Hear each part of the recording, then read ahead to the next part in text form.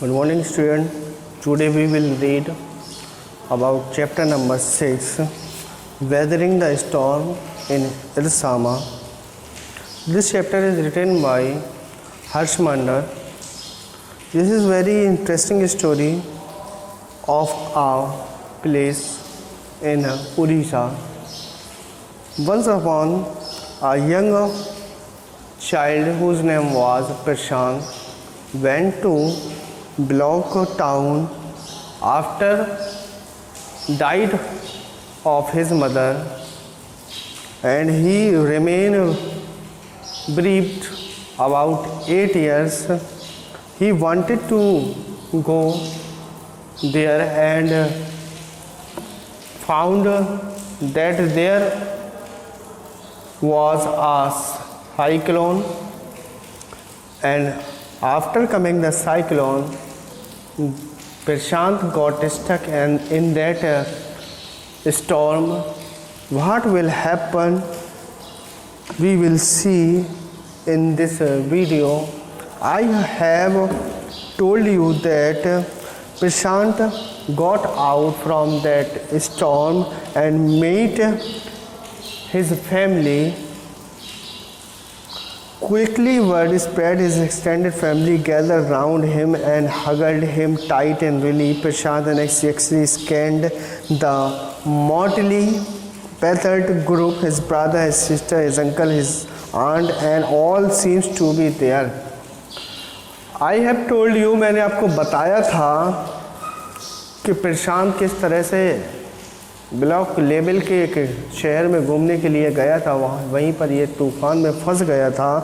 तूफ़ान ख़त्म होने के बाद जब घर लौटा तो उसने बहुत सारे लोगों को, बहुत सारे पशुओं को रास्ते में मरा हुआ पाया, और ये सोचकर वो और रोने लगता है और सोचता है कि शायद उसका परिवार भी बचा नहीं होगा। फिर भी वो 18 किलोमीटर की पैदल यात्रा पानी में तैरते हुए वापस जाता अपने गांव और अपने परिवार को ढूंढने की कोशिश करता है।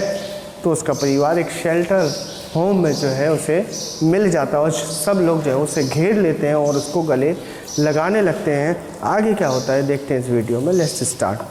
By the next morning, as he took in the desperate situation in the shelter, he decided to get a grip over himself. अगली सुबह जब उसने शेल्टर शेल्टर का नज़ारा देखा, स्थिति को देखा, कितने लोग परेशान हैं, कितनी कठिनाइयों में हैं, तो उसने अपने आप से इस समस्या को समाधान करने का निश्चय कर लिया कि देखते हैं इस समस्या को कैसे जो है निपटा जाए। He sensed a deathly grief setting upon the 2,500 strong crowd in shelter. उसने अनुमान लगाया, सेंस लगाया, अपना जो है पूरी जो उसके अंदर दिमाग था, अपने उस सेंस से पाया कि लगभग 2500 ऐसे लोग हैं जो इस शेल्टर होम में, शेल्टर रूम में रुके हुए हैं और यहाँ पर आसरा लिए हुए हैं। 86 lives were loss in the village. गांव के लगभग 86 लोगों की मृत्यु हो गई थी, या 86 लोग पता नहीं था वो कहाँ गए। All the 96 houses had been washed away. लगभग 96 जो घर थे हमारे गांव के वो वाश्ड अवे, बिल्कुल से ही तबाह हो चुके थे, बिल्कुल भी उनका एक भी मिट्टी का कण बाकी नहीं था। लगभग 96 से 100 घर जो है गाँव के नष्ट हो चुके थे। It was there 4th day at the shelter. लगभग आज उन लोगों का 4था दिन हो गया था शेल्टर के अंदर। So far they had survived on green coconut.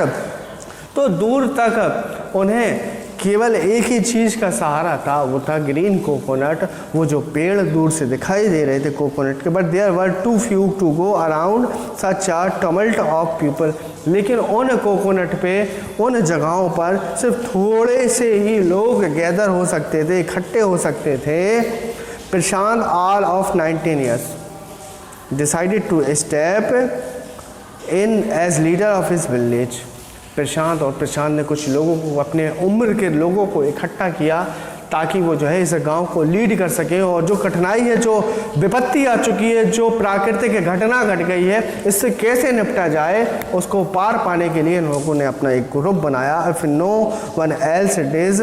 और उसने कहा कि यदि कोई ऐसा नहीं करता, he organised a group of youth and elders to jointly pressurise the merchant once again to part with his rice. सब ने मिलकर एक ग्रुप बनाया कि जितने भी व्यापारी हैं, उन व्यापारियों से हम सब लोग मिलकर एक दबाव, एक प्रेशर बनाएंगे कि अपने व्यापार से कुछ हिस्सा चावल का हम लोग को खाने को दो, ताकि हम अपने जीवन को यहाँ से बचा पाएँ और आगे बढ़ा पाएँ। This time the delegation succeeded and return ट्रम्फेंटली।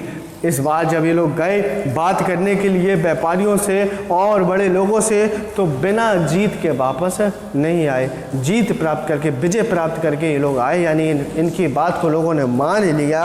Wedding through the receding water with food for the entire shelter. और वो जो खाना लाए वो चारों तरफ जो है, ताकि जितने लोग उस शेल्टर होम में, उस आश्रय में रुके हुए हैं, आश्रय लिए हुए हैं, वो लोग वहाँ से अपने जीवन को बचा पाएँ, सबके लिए खाना हो सके। No one care that the rice was already rotting. लेकिन जब उन लोगों ने खाना खा लिया तो किसी को इस बात की चिंता नहीं थी कि चावल तो पहले से ही सड़े हुए थे, चावल तो पहले से ही खराब थे, बेकार क्वालिटी के थे। Branches from fallen trees were gathered to light a reluctant and show fire on which to cook the rice। जो पेड़ों की जो ब्रांचेस थी वो गिरी हुई थी, उनको काट के, उनको तोड़ के इकट्ठा किया गया ताकि आग जलाई जा सके और उस आग में चावल को पकाया जा सके। इस तरह से जो है उन लोगों ने खाने का अपना इंतज़ाम किया था। For the first time in 4 days, 4 दिनों में पहली बार ऐसा हो रहा था, the survivors at the cyclone shelter were able to fill their bellies. 4 दिन में पहली बार ऐसा हुआ था, जो लोग वहां पर बच गए थे, उन लोगों का पेट 4 दिन में पहली बार भरा था। 4 दिन में पहली बार वो अपने भूख को मिटा पाए थे, 4 दिन में पहली बार वो इस खाने को खा पाए थे। His next task was to organize a team। और उनका अगला काम क्या था? उनका अगला काम क्या था कि his next task was to organize a team, कि एक टीम बनाई जाए, एक संस्था बनाई जाए लोगों की, of youth volunteers to clean the shelter of filth, urine, vomit and floating carcasses, and to tend to the wounds and fractures of the many who had been injured। एक टीम बनाई जाए ऐसे लोगों की, जो लोग बॉडियां, जो लोगों की सड़ी हुई है, लोगों की जो पशुओं की जो बॉडियां सड़ी हुई हैं, उनको एक जगह इकट्ठा किया जा सके, वहाँ की सफाई की जा सके। कुछ लोग उनको देख के वॉमिटिंग कर रहे हैं, वो वॉमिटिंग की सफाई की जा सके। लोग जो बीमार हैं उनको इलाज कराया जाए, जो इंजर्ड हैं यानी जो ज़ख्मी हैं उनको सही समय पे जो है उनका इलाज मिल जाए। इस तरह से उसने एक टीम का गठन कर दिया, एक निर्माण कर दिया, लोगों को बांट दिया, उनके काम बांट दिए और इस प्रक्रिया को आगे बढ़ाने लगा। On the 5th day, a military helicopter flew over the shelter and dropped some food parcels। अगले दिन यानी 5वां दिन आ गया, वो जो तूफान आया था उसके 5वें दिन कुछ हेलीकॉप्टर्स को देखा गया, शेल्टर होम के ऊपर से घूम रहे हैं और हेलीकॉप्टर से कुछ लोगों के लिए खाने के पैकेट वो पहुंचा रहे हैं ताकि लोग खाना खा सकें और अपने आप को बचा सकें। It then did not return। The youth task force gather empty utensils from the shelter। It then did not return। और उसके बाद फेंकने के बाद, कुछ पार्सल फेंकने के बाद वो वापस नहीं आने वाले थे। द यूथ टास्क फोर्स जो गठन था, जो नई टीम का, गैदर्ड एम्प्टी अटेंशन। उन लोगों ने क्या किया, खाली बर्तनों को इकट्ठा किया, क्योंकि जो हेलीकॉप्टर है उनको वापस नहीं आना है, यानी खाने को कुछ इकट्ठा कर लिया जाए ताकि दूसरे टाइम का, अगले दिन का या और अगले दिन का इंतज़ाम हो सके कि अगर ज़्यादा स्टोरेज कर लेंगे तो नेक्स्ट कुछ दिनों के लिए वो अपने आप को जीवित रख पाएंगे, बचा पाएंगे from the shelter. Then they deputed the children to lie in the sand left by the water around the shelter with these utensils on their stomachs to communicate to the passing the helicopter that they were hungry. और उसके बाद कुछ बच्चों को उन लोगों ने इकट्ठा किया उस शेल्टर होम के बगल में पास के स्थान पर जो रेत पड़ी हुई थी, उस रेत के ऊपर कुछ बच्चों को लिटा दिया और लिटाने के बाद उन बर्तनों को उनके पेटों पर रख दिया कि जो उड़ते हुए हेलीकॉप्टर हैं वो देख पाएँ, अपनी नज़रों को लगा पाएँ कि किस तरह से ये बच्चे भूखे लेटे हुए हैं, इनको खाना नहीं मिला है। द मैसेज गॉट थ्रू, आखिरकार ये मैसेज वहाँ तक पहुँच गया। And after that the helicopter made regular round of the shelter, और उसके बाद से हेलीकॉप्टर लगातार राउंड लगाते रहे, शेल्टर होम का खाना पहुँचाते रहे, air dropping food and other basic need, खाना भी पहुंचाया और दूसरी जो हमारी ज़रूरत थी उसको भी पूरा किया। Prashant found that a large number of children had been orphan, Prashant ने देखा कि बहुत सारे बच्चे अनाथ हो गए हैं, किसी के माता, किसी के पिता, किसी के दोनों, किसी के चाचा, किसी के मामा, कोई ना कोई ख़त्म हो गया उस बारिश में, उस तूफ़ान में। He brought them together, तो प्रशांत ने उन बच्चों को इकट्ठा किया, सारे बच्चों को, and put up a polythene sheet shelter for them, और उन बच्चों को एक पन्नी का, एक पॉलीथीन का, जैसे आप कैरी बैग में यूज़ करते हो, उसका एक तंबू बना दिया और उन बच्चों को वहाँ पर इकट्ठा कर दिया। Women were mobilized to look after them, और महिलाओं को उनकी सेवा के लिए, यानी उनके खाना पीना भरण पोषण के लिए वहाँ पर लगा दिया। while the men secured food and material for the shelter, जबकि पुरुषों का काम क्या कर दिया कि आपको खाने की पूर्ति करनी है, इस शेल्टर होम की सुरक्षा करनी है, और पूरी की पूरी व्यवस्था बना दी, जैसे कि कोई एक राजा, कोई एक गवर्नमेंट, कोई एक मिनिस्टर कार्य करता है पूरे एक सिस्टम से, अधिकारी, इस तरह से वो प्रशांत लड़का काम कर रहा था। As the weeks passed, Prashant was quick to recognize that the women and the children were sinking deeper and deeper in their grief.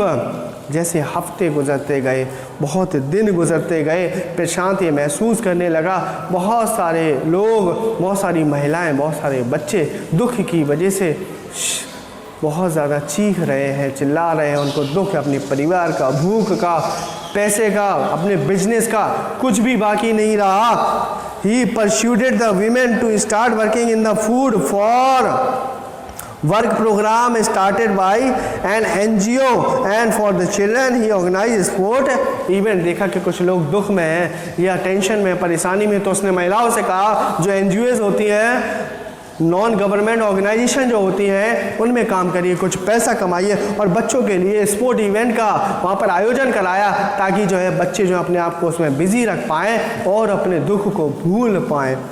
He himself loved to play cricket, वो खुद क्रिकेट खेलना पसंद करता था Prashant, and so he organise cricket matches for children, इसी वजह से उसने बच्चों के लिए क्रिकेट मैचेस कराना शुरू कर दिए।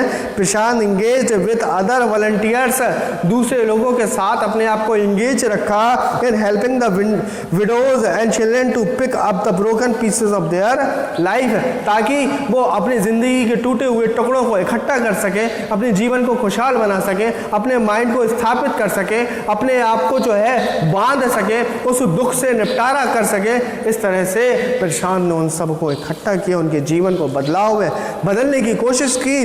The initial government plan was to set up institution for orphans and widows, और बाद में सरकार ने उन महिलाओं के लिए, उन विधवाओं के लिए, उन अनाथ बच्चों के लिए बहुत सारे संस्थानों में उनको भेज दिया गया। However this step was successfully resisted, लेकिन ये जो स्टेप था प्रशांत का, ये सफल हुआ, ये उसकी योजना थी, वो कामयाब हो गई। As it was felt that is such institution children and would grow up without love and widows would suffer from stigma and the loneliness, उसके बाद ये महसूस किया गया कि किस तरह से जो बच्चे हैं वो बिना माता पिता के अपने जीवन को कैसे बिता पाते हैं, और जो महिलाएं हैं बिना अपने पति के कितना अकेलापन महसूस करती हैं। Prashant group believed orphan should be reset. Prashant का ये मानना था कि उसके जैसे जो बच्चे हैं उन लोगों का भी मानना था, जो प्रशांत का ग्रुप था, कि orphan should B reset in their own community. जो अनाथ बच्चे हैं उनको फिर से अपने गांव में ही, अपने लोगों में ही सेटल करना चाहिए, यानी उनको अलग से अनाथालय में नहीं डालना चाहिए। Itself possibly in new foster families made up for children and widows. और बच्चों के लिए, अनाथ बच्चों के लिए और महिलाओं के लिए एक नया परिवार बनना चाहिए। And children without adult care, क्योंकि बच्चे बड़ों की केयर के बिना बड़े नहीं हो सकते। उनको बड़ों की बहुत आवश्यकता होती है, बहुत सारी चीज़ें सीखनी होती हैं। अगर बचपन से ही वो अनाथ हो जाएंगे और अनाथालय में डाल दिए जाएंगे तो उनको समाज की बहुत सारी सामाजिक जो स्थितियाँ हैं, समाज के जो संस्कार हैं, समाज के प्रति जो उनके हैं, उनके जो कर्तव्य हैं अपने से बड़ों के प्रति, वो जान नहीं पाएंगे। उनके अंदर वो सामाजिकता उत्पन्न नहीं हो पाएगी जो एक समाज एक बच्चे में चाहता है। It is 6 months after the devastation of the super cyclone। लगभग इस तूफान को गए हुए 6 महीने हो चुके थे। This time Prashant wounded spirit has healed simply because he had no time to bother about his own pain।